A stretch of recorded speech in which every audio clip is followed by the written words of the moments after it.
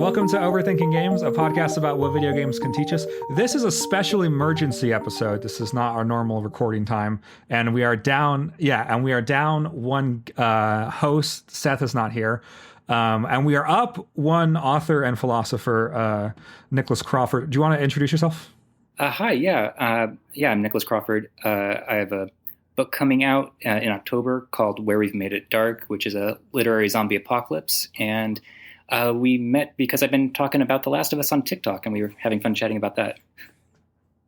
Yes, and so the season finale just happened last night, and I thought it would be we thought it would be a good idea to kind of do a Last of Us. We have yet to do a Last of Us episode on this podcast because Katie refuses to play the second game and Seth has no interest in The Last of Us. And so I've been talking about all my father issues and how I feel about parenthood. I think, in my opinion, that The Last of Us and the God of War games, the modern God of War games, I think gave me a lot of vocabulary, a lot of emotional vocabulary to think about my relationship with my dad. And The Last of Us deals a lot with like what you get from your parents and how it's really hard to separate the things that are functional and the things that are unfunctional. So like Joel, I think Ellie gets a lot of like really good, important things from Joel, but also gets a lot of like really let's just talk about it. We're in the episode now. Okay. So,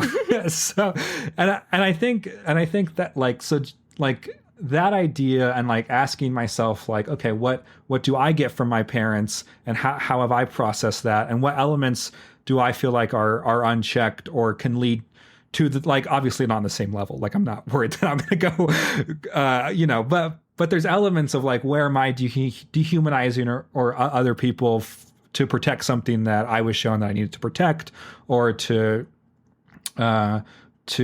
justify a behavior that I was taught that was normalized. And so now other people can be on the receiving end of, something dysfunctional. And I feel like for me, that's what I feel like The Last of Us is mostly. And I think that's very subjective because that's what I am most interested in like the parental relationship. But this idea of what we get from the people that raised us is a lot of what part 2 is about. And then, so this game is very important to me as a vehicle that asks a lot of interesting questions about parents, about children, and the relationship between. So, like, I guess, I mean, we can talk about, like, do you feel, is that an interesting angle to you at all? Is that something that you care about when you think about The Last of Us? Is this idea of what we get from the people who raise us? Yeah, somewhat. Not exactly, but with what you're describing, you have critiquing yourself from your own position and involvement, like that's, not like I have to give up being the child exactly, but sure, seeing your position through. So that's what the process of Last of Us 2, the whole arc of the story is doing, right? Sure. It's sort of like you're using like a traffic analogy, like not complaining about the traffic you're in, but realizing you're part of traffic. So like that kind of involvement. Sure. Yeah. Sure. And how that applies to other things like, climate change or whatnot. Being part of the world around you in a more direct sense. I mean, I'm resistant to like what they applied with the show, the generational trauma angle. I think focusing on that steps us back from what's really acute with the Joel Ellie climax of the end of Last of Us 1. The power of Joel's love and what it achieves through its violence. And when we think about our different limitations, that's a way of trying to not think about how difficult the burden of Joel's love is to bear for Ellie. So if we can like focus on that first. Okay. So, Joel goes on his rampage and there's this, big emotional, libidinal payoff we get. And this is in the first game, right? At the hospital is what you're talking about. Like, because this is the foundation for the whole thing, but this is what grounds Last of Us 2. Um, so there's one impulse is what Neil Druckmann has said, like, oh, this is the horror of love. This is the problem or dark side of love. And Sure. there is a dark cost to Joel's love. It's a acute burden that he bears in doing that. There's also the burden that Ellie feels to be this savior figure, the person who's supposed to save the world. But what's even more traumatic is being the object of Joel's love. Having this like reason, like why do you love me kind of a relationship. Why do you love me so much that you take away the cure from the world? So if I'm going to like distill the whole thing, that's kind of what The Last of Us really is about for me. Okay. That's good. And then Katie, as someone who's played one of the games and then refuses to play the second game, first of all, if you can talk about what the first game means to you, and then also why, through osmosis, you have decided to reject the existence of the second game. Okay. So the first Last of Us, I played with my mom, so we were couch co-op, and it was really a special experience for us, and my dad was there too, actually. They were both watching, so we would play it as a family, and so that was like a really special experience to experience that story with my parents, and they were super into it. So like they'd be like, no, you can't play without us, you have to wait for us to get home from work, and so that was really special just to have that experience. But I loved The Last of Us for several reasons. The first was from a purely like thematic point of view. It was a scary game that I could actually play. And so it is one of my few direct interactions with the horror genre, which I really enjoy the idea of horror, but I can't actually handle it because it freaks me out too much and I get all upset. And so it was really fun to be able to play something in the horror genre that I could engage with. So that on a basic level was really cool for me. And then the story, I really loved the dynamic. Obviously, everyone does, right? But the dynamic between Ellie and Joel, and the way that the two characters grew to care about each other, and just the way, like, as it usually is in zombie sort of stories, like, at the end of the day, the zombies aren't really the monsters, the people are. And I liked the way that they handled that narratively, and the complexity of, like, the fireflies and trying to find the cure, to the end where you get to the end and I was like, oh, that was wrong, but I understand why you did it, and I probably would have done that too. And being able to justify such a terrible act because he loved her like his own child, and wondering, like, that was like probably like feeling that confliction at the end was really powerful. So but the reason that I won't watch the second one or play the second one, it felt like it was horrible just to be horrible, and I don't care for narratives that are just meant to make me feel bad. There's a lot of awful stuff in the world already that I care about deeply that makes me feel really bad. And so I'm careful with what I engage with to protect my own, like, well-being. So my brother gave me a rundown of everything that happened, and I was like, cool, peace. So I think it is... So, and famously, this is like what people say about this game. But I do think that it's not horrible to be horrible. I think it's very much trying to build empathy in a way that is very unexpected. And you find yourself caring about, you find yourself like, like siding with people like through understanding like the symmetry of like everyone's experiences and how like everyone has to make awful, horrible decisions. And there's this big theme of like, it's really arbitrary on which side of someone's affection or violence you find yourself like a part of. Like that's actually like a very arbitrary position to be in, whether that's from community, whether that's from love, whether that's from like accident of like there's people that die through no fault of their own in really violent ways. And so I think, yeah, it is very dour. It's very sad. It's very, you kill a lot of dogs.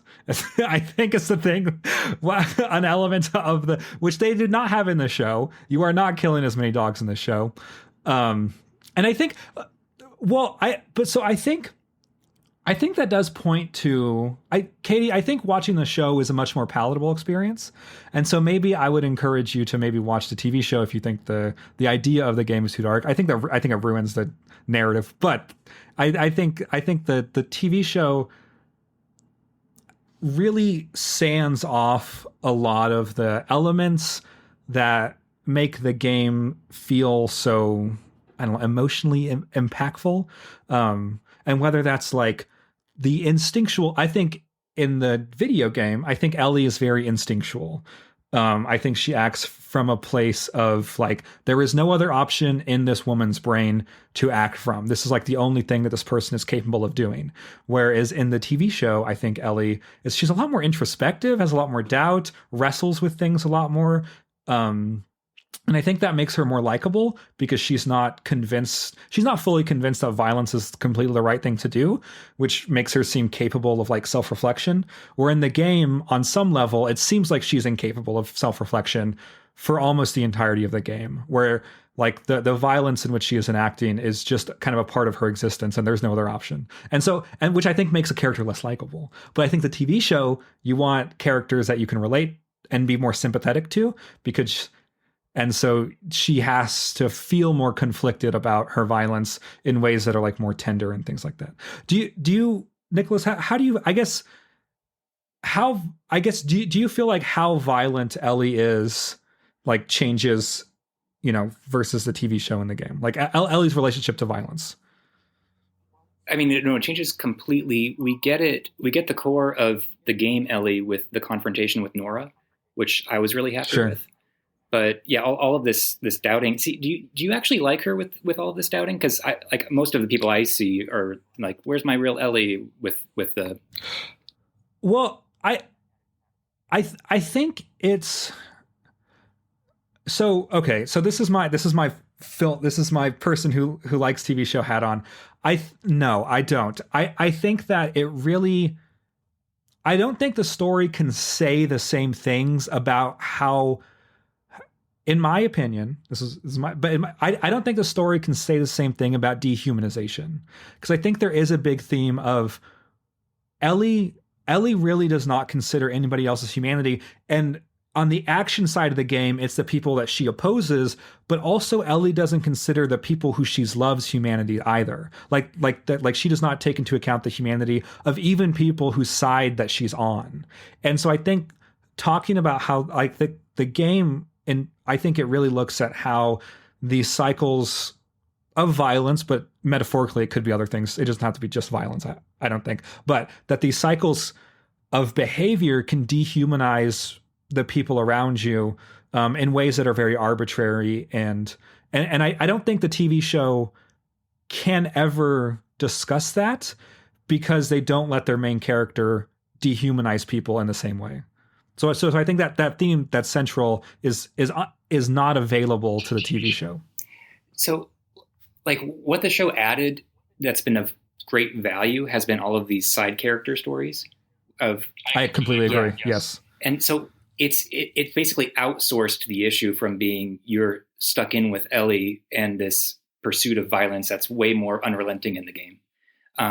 You get people talking about their situations of violence, and they're all meditations on how one genuinely breaks out of it, not by stepping away, but by clinging tight to your position, by seeing it through. So you get with Isaac torturing the Seraphite, you get the extending his arm at the end of it, which is a turning the other cheek moment. Sure. Yeah. That was beautiful. Yeah, it really was. And so Isaac kills him in that moment, but he kills him because he has to acknowledge his humanity. He can't treat him like a scar anymore at that moment. And moreover, just to say it, it's not through the scar's like faith in an afterlife or whatnot that makes him do it. It's just a brute ethical choice or decision.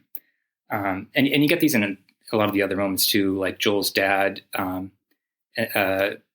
choosing to give his son the beer instead of the belt, kind of a thing. So the show's had a lot of anxiety about how do we handle Ellie when we don't feel comfortable putting the viewer in Ellie's shoes of this unrelenting pursuit of violence. And it's really staggered the character, but it's given a lot of the same strength to Dina and these side characters instead, which is it's kind of funny. I do want to say too, it's a totally valid experience to throw the controller across the room when you play the first game, with Joel's brutal death, and then when the moment you realize you have to play as Abby now. I mean, sure, how many people literally threw their controllers, right? But that's good. That's so if you zoomed out and you're like, yeah, why can't we all get along? Like, who cares? You have to have your emotional involvement, and you have to genuinely be made to hate Abby, to actually give up hating her, for it to matter. Yeah. So I mean, it is definitely worth it, but it does take a toll. So in your TikToks, and I suggest people follow you on TikTok because you talked a lot about this, and you're going to be talking about your book and a lot of sci-fi and zombie stuff. So if you're interested in Last of Us, I think Nicholas is a great follow on TikTok. Not least of which is because he did very thoughtful answers to questions that I posed. But so you talk a lot about this idea of clinging to position, and I don't think I completely understand what you mean by that. Well, I mean, so there's identity and subjectivity. Identity is where a lot of contemporary thought is focused on, which are basically your environs. Like you're born and you find that you are, this gender, sure, this sex, this class, all of these things. And a lot of focus gets put on how do you lock into your identity in order to be a happy person. Sure. The point with where I engage things with philosophy and psychoanalysis is it's when we find ways of breaking out of identity, where we access things like ethics and the sort of drive we get while playing The Last of Us 2, really. So subjectivity isn't our warm inner self. It's not our thoughts or our emotions. It's our structure. So when I try to frame things in terms of stances, especially when we're talking about like male and female stances, I'm talking about the way we're framed ourselves. So as opposed to the way we find ourselves locked into the world. So okay, can I ask questions? Yeah, please. Okay, so I think because we're talking about this game that we've both played, I might reference the game in order to give examples of these things that you're talking about. Yeah. And so that way maybe the listeners can follow along as well. So so the difference between identity and the subjective, right? And not quite subjective, not subjective in the sense of taste, but yeah. No, so subjective in the way that you have a subjective experience, right? That you are, is that in the way that you like the subjective as in like, this is my subjective experience? It's more like Descartes' cogito. It's like the let's just call it cognitive framing. I think that's okay.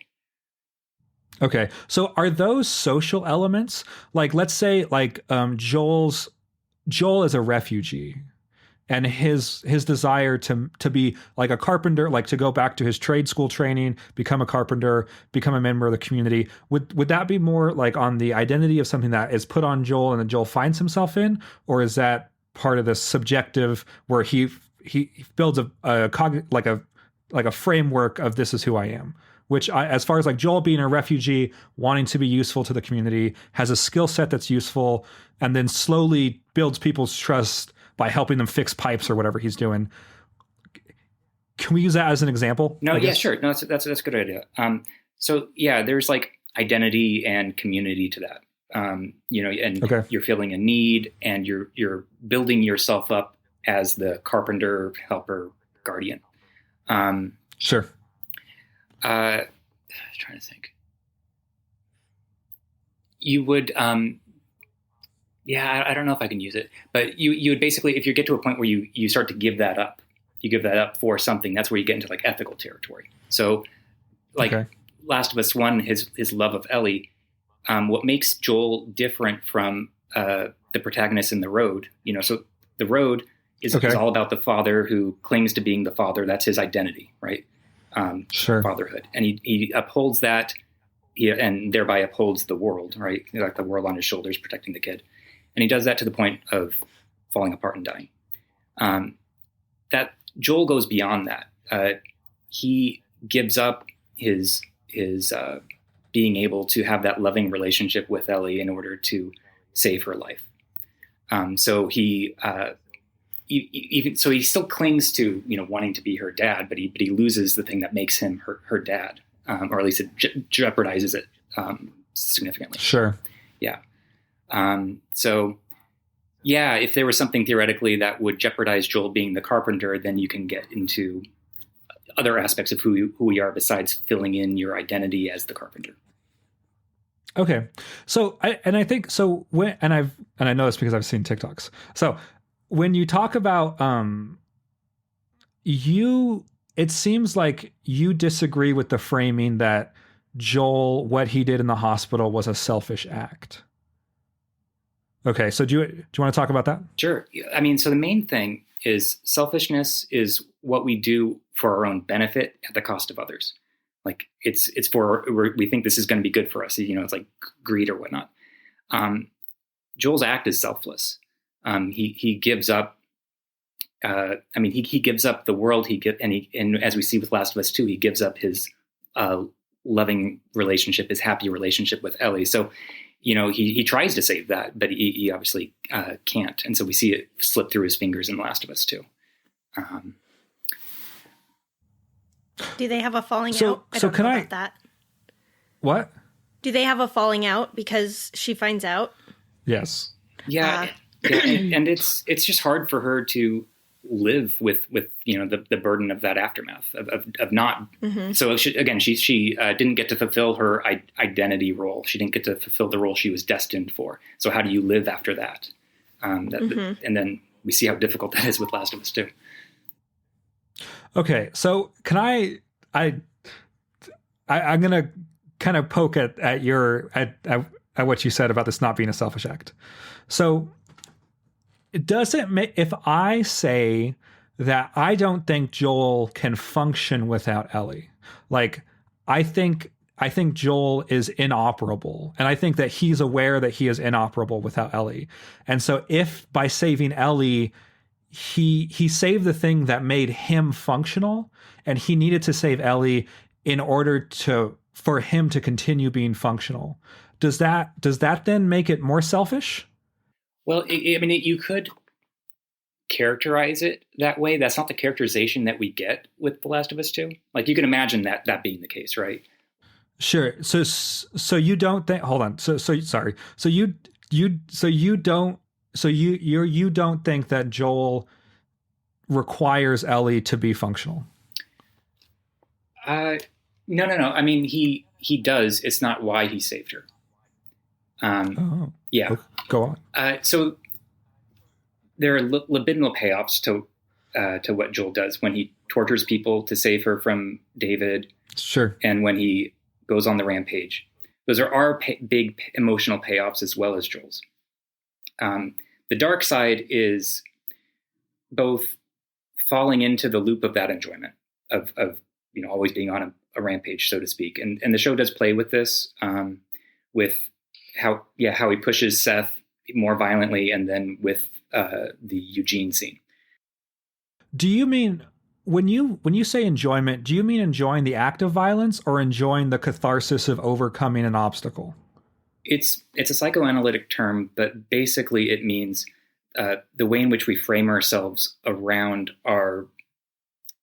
You can say it's an emotional payoff, but it's not really emotions. It's just how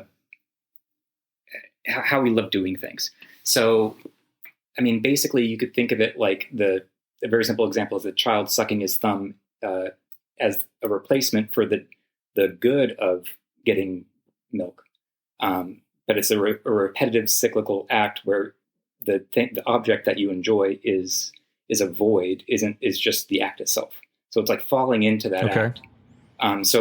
With Last of Us 2, there's an enjoyment with Ellie's rampage, just like Joel's rampage, but it leads to this intense hollowing out that we get in the conclusion. So with Last of Us, it's really tricky. When the showrunners talk about the show, they're trying to step back from this, the ethical side of things by saying, this is bad. We have to be careful not to be like Joel. But it does also present the reason we want to be like Joel with these emotional payoffs, these, the enjoyment that you get out of the rampage. So there's a tension between that and the ethics, the reason why you do it in the first place, like why you're saving Ellie and sacrificing, doing the bad thing of clearing the hospital. So that's where the focus point is. It's and all of that hollows out who you are, and it doesn't build you up the way you would say it does if you're being selfish, doing that so that you can go on being the father figure to Ellie. Like the sort of like psychotic. Oh, I've got my child in the end of the world, and now I'm isolated and happy. That's kind of a fantasy reaction to the ethics of Joel. Do you think that? So I kind of felt that his choice in the hospital and the way that he handled that was sort of that full circle thing, because his original daughter died and he couldn't save her and there was nothing he could do. And now he's faced again with the same situation, and he was like, yeah, no, that's not going to happen again. Yeah, and so in the show they did that triggering. To take care of it. In the what? In the show they made it kind of an extra triggering, like an actual post-traumatic thing. I don't. Well, I feel like. Well, I don't know if the game does in a like outright sort of way, but even in the game, like that was kind of how I read it, because he's like, no, I'm going to I have the power this time. I'm going to do everything that I can to save her. Like narratively, that's the point of Sarah, is because Sarah gives Joel a vocabulary in which to treat his choices towards Ellie. And so the vocabulary that Joel builds up with Sarah ends up being loss, and that he knows how that loss feels, and he knows like the failure to protect, whatever. And he couldn't overcome the soldiers that shot Sarah, and he wasn't in a position to do that. And so that's like the point, the narrative purpose that Sarah feels, because obviously Joel's not real, so he doesn't actually have a daughter because he's a fake person. So like the they narrative. Her. Yeah. So like the narrative the narrative purpose that Sarah feels is to catalyze his journey. And specifically in the hospital. So then when Ellie's in danger again, I feel like it's it's basically Sarah to him. And that's why I call Joel. This is why I maintain. This is why I use. I think Joel's kind of a psychopath, because I think he's really disconnected from reality. Because I think for Joel, particularly like pre part 2, I don't think he really sees Ellie as like a person. I think he sees Ellie. I think his relationship with Ellie is like she is fulfilling these memories and this identity that he gets. She's a tool that he uses to construct himself an identity that he feels more comfortable in. And like I think a do-over. Yes, like 100%, like a do-over. And so I guess that's how I think that's why I am more comfortable. And I don't know how comfortable you are with disagreement. I'm assuming as a philosopher, you're very comfortable with disagreement. So I think, I think that's why I think the popular conclusion is to call him selfish because people feel like it's not about Ellie's well-being. It's about him protecting the identity that he had, that he lost in Sarah, and now he might lose that again. Yeah, and the show really did like navigate that. Yeah. I think it really reinforced it. Yeah. No, it did. I'd still say you can break out of that. You have that tension, and you have this deja vu doubling. Sure. The doubling in fiction gives us so again, there's doubling in The Last of Us 2 we can get to, but the point again isn't to like step away out of your situation. It's to do it all over again and change with that process. So, that, sure. So there's still, even if we stick to all of the issues Joel has, with Ellie, he does, it's not just a power fantasy that we fall into. He does get to fix things with his saving her. Mm-hmm. Sure. Do you think it's sort of, I'm sorry, Dempsey. No, go. Do you think it's, so talking about it being like selfish versus selfless, in some ways I could see it, like, I can see what you're saying with the selfless because he loses her after that, but he didn't know that was going to be the result. So wouldn't it, like, not knowing that was going to be how it turned out, couldn't it be sort of a thing of, well, even if you're not with me, I'm okay because I know that you're in the world. And so in that case, it's still like a self-protection thing. And also he tried very hard, like the lie, the other big choice. I think the lie is the more important. I really don't have strong feelings about him clearing at the hospital. I think it's fine. For me, the big narrative choice that Joel it's has fine. is the lie.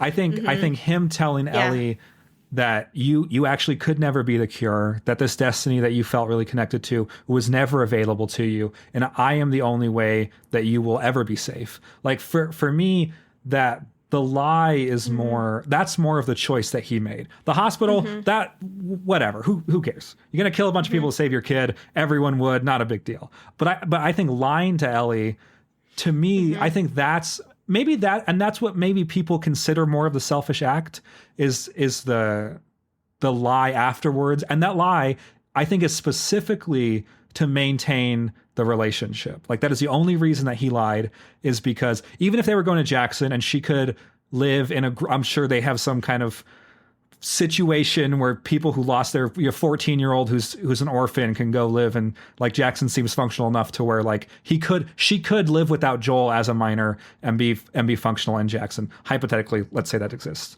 Joel still would tell that lie to Ellie that I did this to save you, and kind of and build this fantasy up for himself, and that in Joel's mind saves the relationship, I guess, right? Like is it so? Like, does that? I guess, do you see those as two opposite not opposite choices, but two different choices that have different ethical ethical implications? I guess. Like, I think that clearing the hospital, whatever, but the lying, I think, is for me the more interesting ethical choice. Yeah, well, we see when the lie gets aired out, like what it does to the relationship, like beyond like Sure. the disavowal of him trying to play happy cake dad. Sure. It does break the relationship apart. And it requires a very slow, careful building back again, which he's afraid to do because it's extremely vulnerable to, be honest about it.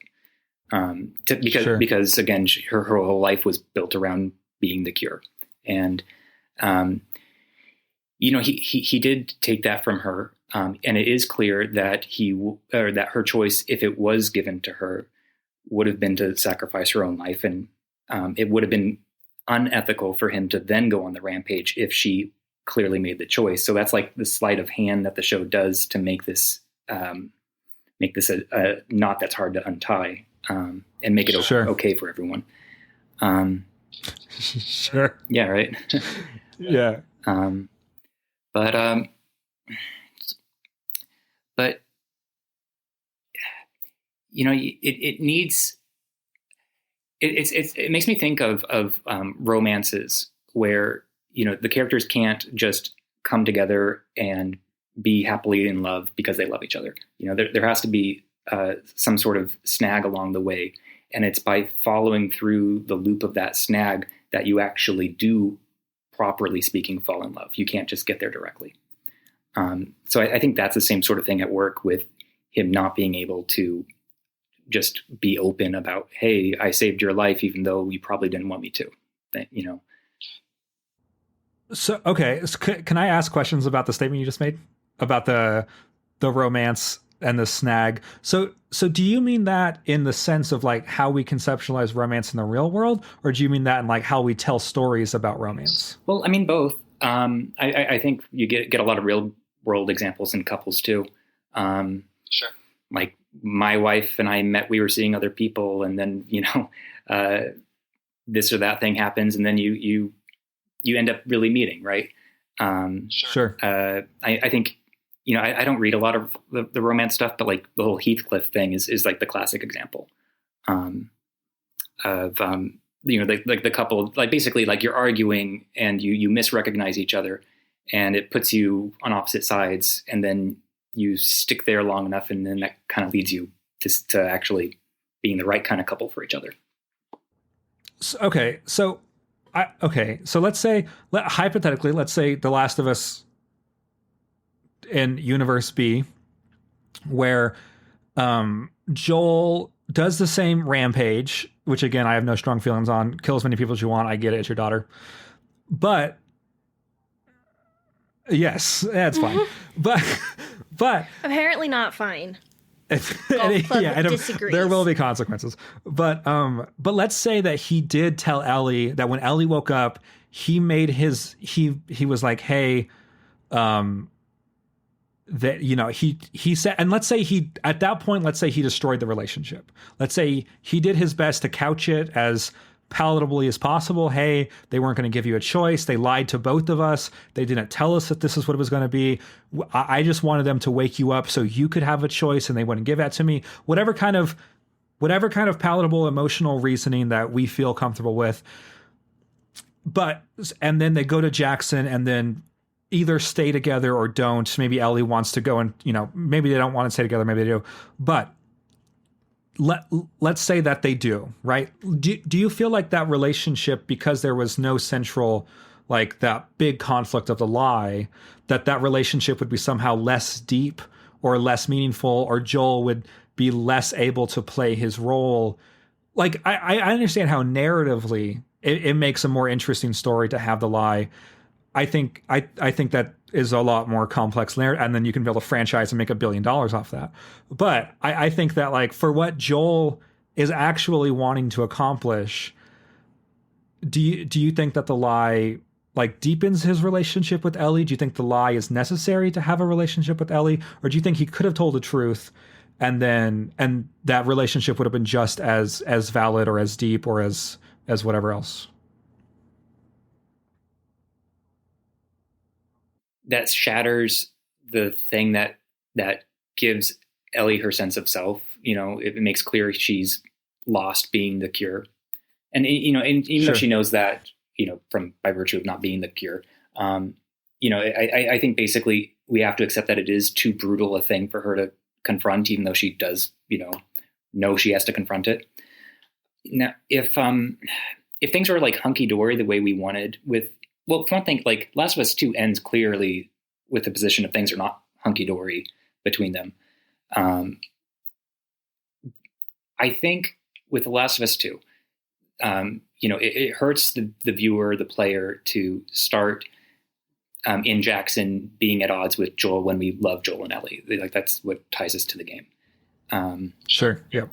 And, he's abruptly taken from us, and we're on this war path to try to get him back through vengeance.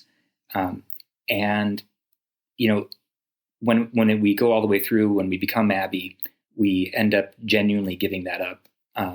It's not just like a survivor's guilt thing, even though there's a lot of guilt involved, with what drives Ellie forward.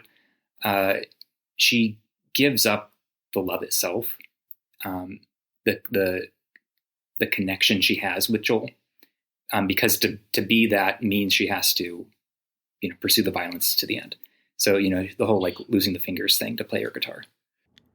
Sure. So do you think that going after Abby is a selfish choice for Ellie to have made? I mean, again, she gives up everything about herself to do that. And her,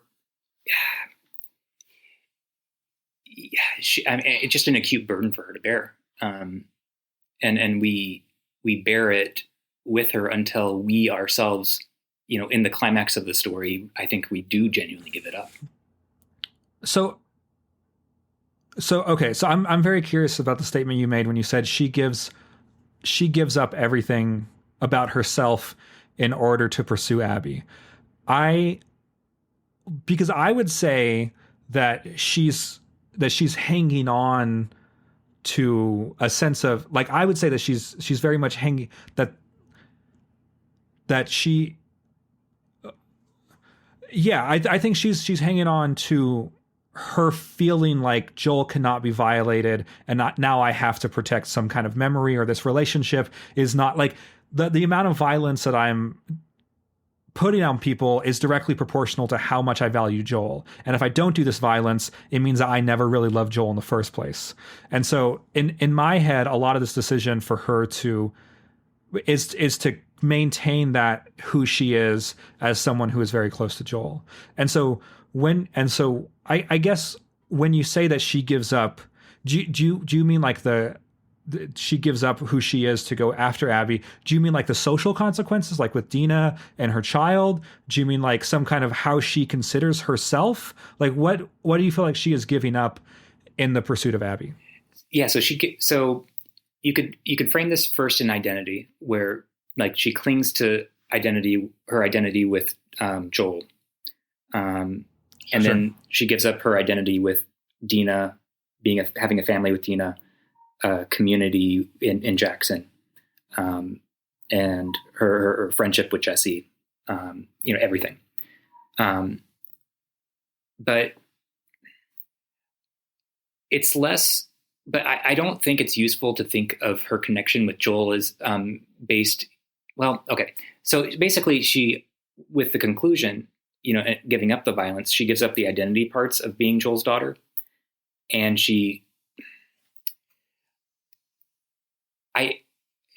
so there's a transformation in the love she has. It's not like she doesn't love Joel at all, but she doesn't love Joel in the same way. In the same way as when? In the same way as throughout the entire story, where she's on a rampage because of loving Joel. Sure. Yeah. So like there's a transformation is the point. So, okay. And so when you, hold on, so when you say that there's a transformation, and I agree with that, I think. And so in that sense, and is that transformation giving up who she is because she's not who she was at the start? Is that what you mean? So she transforms her. So again, this is like subjectivity, her stance basically, okay. As Joel's daughter. She gives up that structure in her giving up the violence, and we the player give that up because we've been Abby as well. Because we've come to love Abby after we've hated her. Sure. Yeah.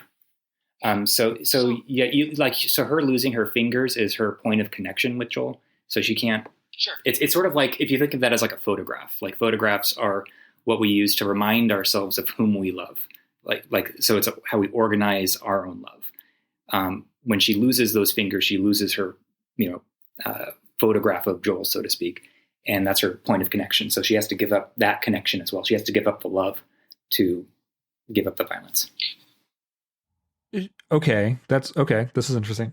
So, so do you think that, so when we say her love is transformed, because I think at the end, even after she loses her fingers, I think she still loves Joel. I think she would, and I think she would say she's not a real person, but I think she would say that I think she would say that she still loves Joel. I think that, like, but the love is the thing that makes her do everything, right? Makes her go on the rampage. Yes. Right. So there's still love, maybe in a broader sense. We don't get what that love is afterwards, right? She just leaves, and that's the end. So there's a change in who she is that we don't get to enjoy until they do The Last of Us 3 in 20 years. Yeah. So, but the point is, it's a point of transformation. So the love that we've clung to on our rampage is gone. It's a different love. So I'm still stuck on this idea of selfishness and how you talk about selfishness, because I think, do you think oh no, go get Sorry, before you do that. So talking about love and, like you said, love and absence, and not having played it or watched it, is it that we're watching her go through sort of the grieving process in like a really obviously like maladaptive way, and she get to the end of it and is she like kind of coming through that grieving process, and that's where we see that transformed love or that transformed relationship to her memory of him? I'd have to see that famous list to actually compare it, because like, where's Rampage on that? Yeah, no, Rampage probably is I feel like Rampage is a secondary emotion, like a secondary response. So my interpretation, and Nicholas, you can feel free to tell me that I'm wrong about this.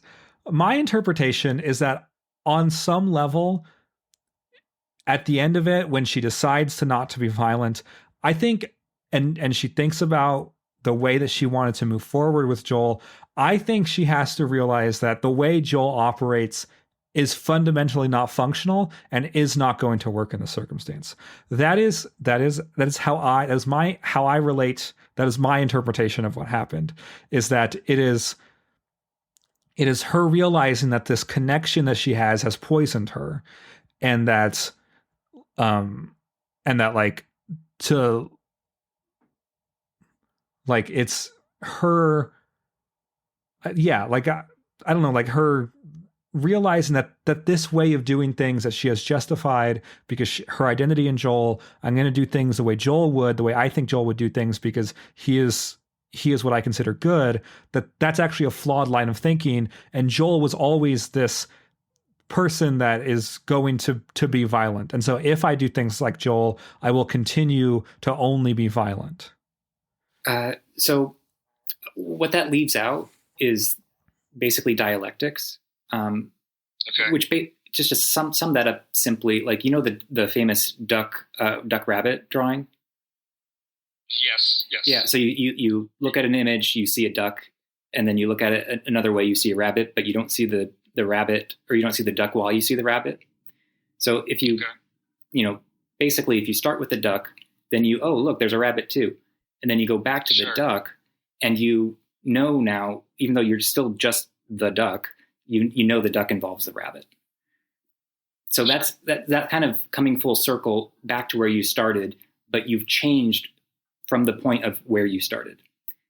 So, so that's what we go through. We follow down the vengeance.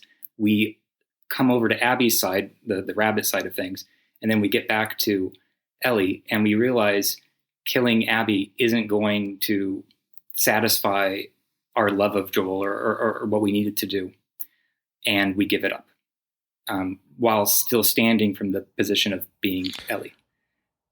So I think, okay, and maybe this is a personal thing, but I think that I think what I would say that I'm interested in adding to that conversation is the destroying of the mythology of Joel. Because I don't necessarily disagree with Ellie that this is how the person that I love would have handled his situation. I can see a situation now. Tommy makes arguments against this in the TV show, and Joel's never put in this position, so we can only speculate. However, I could see a situation in which this is how Joel would possibly act in this situation. Like, I think, and so I think, regardless of whether Ellie loves Joel or not, the love of this person is like inherently poisoning her, because the love that she has without the reflection, when she's incapable of self-reflection, especially in the game, when I don't think she's capable of self-reflection, that love is like an implicit, when you approve of, like an implicit approval of Joel's approach to life. Whether through just the circumstances that he was put in and he had to approach life like that, or whether through the choices he made, I think that doesn't matter. The point is that he approached life very violently. And I think what Ellie had to do was destroy the myth of Joel that she held on to. If that makes any sense. It does line up with me saying, just destroy the love that you have and change that. Okay. I mean, but you do have to keep in mind, this is a story in a violent world, right? Sure. And who we are is contingent on taking the burden of the world directly on all our shoulders. There's no society to give us any sort of buffer from other people. So Joel, in Last of Us 1, Joel is giving Ellie the strength to be violent in this world too, right? Like there's that building up of Sure. the kid, and there's that moment where she kills someone to save his life, kind of a thing. That that's a good Sure. thing, right? Sure. Well, I don't know if it is. So I think the game plays it as a good thing, and I think it was necessary. I think it's necessary, not necessarily good. And Well, I no one think wants to- it was also I think it was ultimately harmful to Ellie, and I think it was harmful to Ellie's worldview and how she relates to the world. So I do think that even if the world is violent, and even if the only response is violent, I still don't necessarily think that violence is good or gives you the tools moving forwards to interact with the world in a functional way. I don't know if that was like too pedantic of a point to make, but Well, I mean, obviously, in that moment, right? It's that or death, right? And Yeah. but it is tricky. But you are right. It is tricky with apocalypse stuff, dealing with ideology and these situations where you got to kill the person or else, kind of a thing. This oversimplification of things. I mean, what I would want to do in response to like the challenge of is Joel toxic to her or not is really like break down in The Last of Us 2 the moments that are toxic, like so torturing Nora, and in the episode we saw accidentally killing Lev and her unborn child. I think I think the way the game plays out, we're going along playing the game, and you have to do these things to keep playing the game. And sure. Sure. If you Sure. Sure. Yeah. This is you jumping in with 2 feet. Yeah. Yeah. And it just keeps catching up to you, and so you see in the game how both Ellie and Abby break down physically and become so weak, but they're still going on and going on. Sure. And it's this very pathetic. It ends with this very pathetic struggle. Yeah. It's really interesting. And I think the point is this is how far you have to go to genuinely give things up, like for it not to be why can't we all get along kind of a thing. Like it's hard to get to these moments of breaking out of it. Sure. Yeah. So what? Okay, so let's say Ellie stayed in Jackson, hypothetically, different character. Like this would be a different character in the sense that like fictional characters are only the choices they make and nothing else because they don't exist. So that's why I keep saying that, because we have this thing on the show where I talk about fictional characters, and I think the idea of that fictional characters are defined solely by their choices is an interesting idea to me. So it helps me remind myself of that. But so let's say that Ellie did stay in Jackson. Would that have like I guess would that have been an unselfish choice? Like if going after Abby was not selfish, which is something that you've said, would staying in Jackson also be unselfish? I mean, she could, after the scene in the show, she could choose to give up going after Joel and giving him justice. I mean, would it be not selfish to avoid going after Joel? I mean, I think, from the point of view of Jackson, you're in the point of view of society, at its like, core fundamental, like, starting again from scratch. And what sticks with me there is, the question of justice and, the need to bring the killers of Joel to justice. So like, that's the call that you're left with if you stay in Jackson. If you don't do that, you are basically a coward. That's what Seth calls out the community for. So, I mean, that's how things would, I think, be framed if she had some reason to stay in Jackson, or she, Okay. Okay. I think So she couldn't really win either way.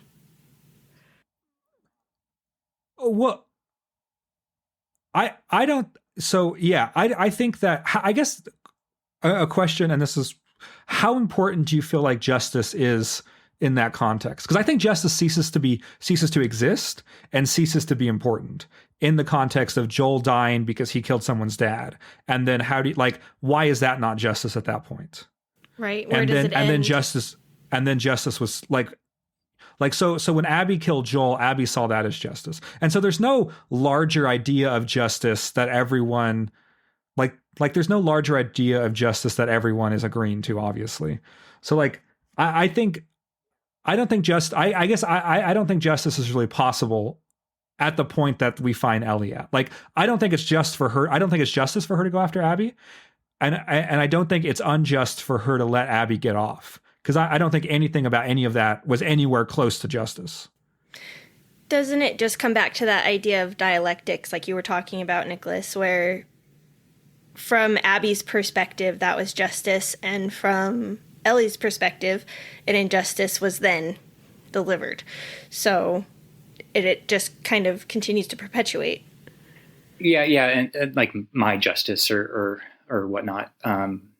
So justice. So this is like the what the Western is all about, like the formation of society at the outskirts of the world, kind of a thing. Sure. And the tension is between justice and vengeance. Justice is for society to be what it says it is, to be true to that very society, to hold it to its own standards. And vengeance is for myself, for my own stance. So a clear example, an easy one, is like someone whose child is abused, and then the abuser is in court, but it doesn't feel like enough. It doesn't feel like justice was done, so they take justice into their own hands. And people are like, it was vengeance, but I get why, kind of a thing. Like, because again, it's ethical. It's an ethical choice. It just is at the sacrifice of your place in society. It comes at a severe cost to yourself to do something like that. So the tension of like, do you go out to avenge Joel or not? It's whether it's justice or vengeance is always up in the air, and it's in the moment where it's really gets decided. I mean, and you can also think of like, all of these vigilante stories of justice is not possible, so I have to take vengeance, kind of a thing. Sure. That kind of tension. Yeah. Trying to remember how we got to this. Well, so I wanted to ask, we're getting to the hour mark. I wanted to ask you one more question. So you have, and I think this is so funny, you have such a beef with how the creators talk about their own show. And as someone who has written a book and assumingly has feelings about your own character's motivations, and then people are going to read your book and have their own feelings about, how, I guess, maybe this is like a larger question, but like, how much agency do you feel like the creator should have over the meaning behind what their characters do? Well, when you create art, you don't know what it is you're creating cognitively, you know it, intuitively. Sure. David Lynch I love David Lynch, and he's the best example of this, where he created huge works of genius, and he wasn't good at talking about them. Not just because he wanted to be tight-lipped and let people interpret things themselves, although that was a thing too, but like he genuinely didn't understand, at least to some extent. It is foggy, but still, just this idea that you can't enunciate the thing that you've done.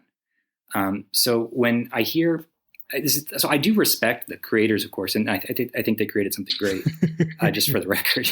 But when I do hear Craig Mazin speak, what he enunciates is like the common doxa of how we're supposed to react to The Last of Us. So like he brings in things like, we need therapy for Joel. We need that angle to process things. We need to. Oh, yeah, literally in the show. Yeah, exactly. Joel did something bad. And Druckmann does this too with like the difficult, what's bad in love kind of a thing. But the show itself, what's at work in the show, which is what I've been trying to talk about on TikTok, and get to, because it's not easy, but it has these moments of radicality that get out from under that way of framing things. So even if you put that framing directly in the show, or you keep trying to apply it, there are these, you got to look at what's motivating us as viewers. Where's our emotional or libidinal payoff? And, that's where the truth of the story lies. So it doesn't matter what a creator says about their own show. It matters what the show's doing. And I personally, it took me a couple of years to genuinely get deep down into the structure of what I did with my book. I knew I got to something, but to be able to talk about it took a lot more outside research. And that's just like a personal thing. Most people don't have the time or interest in doing that. And that's fine. Okay. I'm going to end the episode. I'm going to let you plug your socials. I have one more question. How much of this do you feel like is a subjective experience of an audience member? Because like the meaning behind it, and very simple question, obviously, but like the meaning behind it, how much of you feel like is like some sort of actual tangible meaning that you can point to and say that this is what the show is doing? And how much of this do you approach it as like, this is what the show feels like to me? You like the difference between those two? No, I mean, it's just the former. So, I mean, there are a lot of structures. Okay.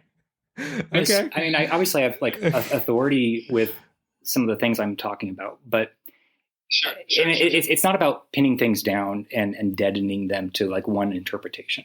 It's just about like analyzing the structures and not just taking what's said about the structures at face value. Sure. Yeah. So like desire, drive, all of these different pressures are structural. So when you get a sense for how they work, you can enunciate what's going on in the fiction, and that's concrete. I mean, but it opens up to things that we experience individually. So obviously in terms of like emotion, you connect or you don't connect. You throw the controller across the room, or you get a Last of Us tattoo.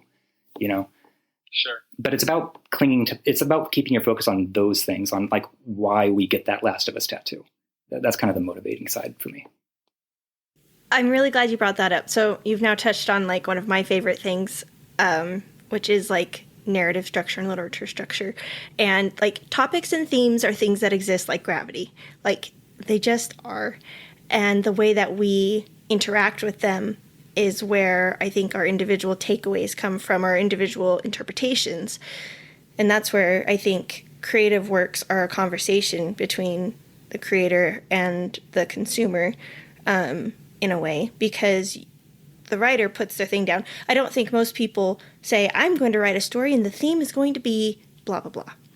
But they develop as we write, and those themes are often tied to our own view on things, whether we realize it or not.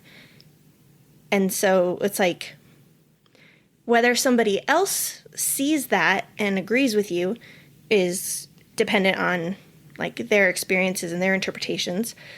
But the fact that it's there is kind of incontroversial. Yeah. Sounds kind of right. Well, I mean, you have like, it's like the blind people around the elephant feeling out different aspects of things and responding to different aspects of the same thing. And Exactly. and also how over time, especially, the thing itself changes with new interpretations, like, Shakespeare being, renewed, or coming into deeper truths of its own self with new understandings. Mm-hmm. Absolutely. Okay, well, I have a billion more things to say, but we're out of time. So, Nicholas, do you want to let people know where they can find you, where they can follow the progress of your book, and follow you on TikTok? Yeah, I am Nicholas_Crawford on TikTok. When I talk about the philosophy and structures that are in the things that we love, so stuff you already understand rather than just didactically explaining it. And you can find me on nicholascrawfordauthor.com. You can look up stuff about Where We've Made It Dark, which is on pre-order at Barnes & Noble and Amazon. And I have a newsletter where you can get free samples of the book itself. Awesome. Yeah, I really encourage. Katie read the first chapter. You can get the first chapter. There's a way to do it on your website. I encourage people to go check that out. I encourage people to follow you on TikTok. If you have any feelings about what this conversation has been about, I'm sure, like, I don't know, 80% of our audience has feelings about The Last of Us Season 2. So email us in. Let us know what you're thinking. We love listener emails. If you have a feeling about I don't know. I guess any of the things that we talked about. Katie, how do we? I'm Thank you so much for listening. This has been Overthinking Games, a podcast about what video games can teach us. And thanks for listening, and we will catch you next time. Bye. Bye. Okay. Fantastic. Dempsey, you keep trying to take over my outro. Let me do the outro. I know.